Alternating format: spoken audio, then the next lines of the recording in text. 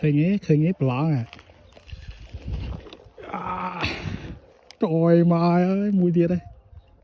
nhặt dài em ấy nuôi về xì thấy thông thông vô tao làm ó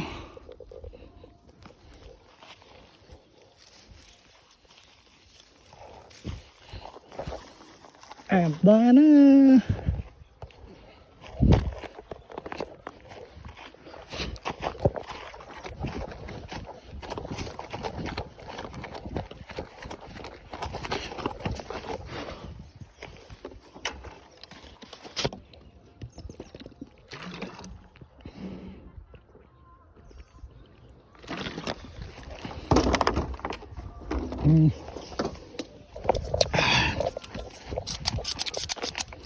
pe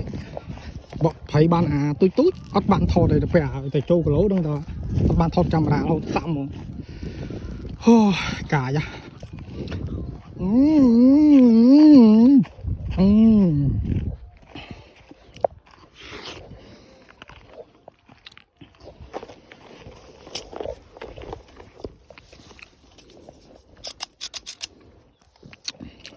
rồi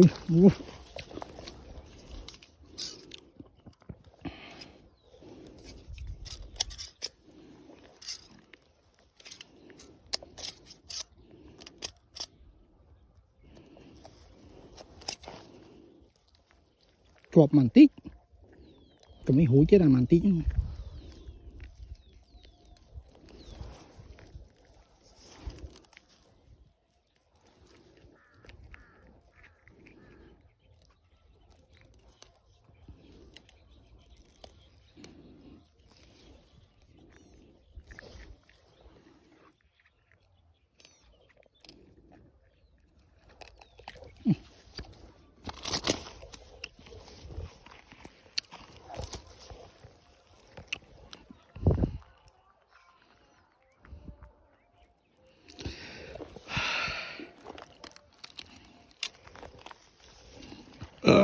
ơi chẳng lên trời chẳng ấy na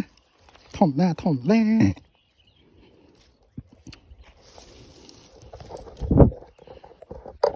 chụp mẹ bông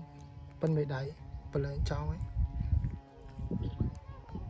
chú năm lên mưa này mặc lỗ trùm mặc lỗ mặc hầm thỏm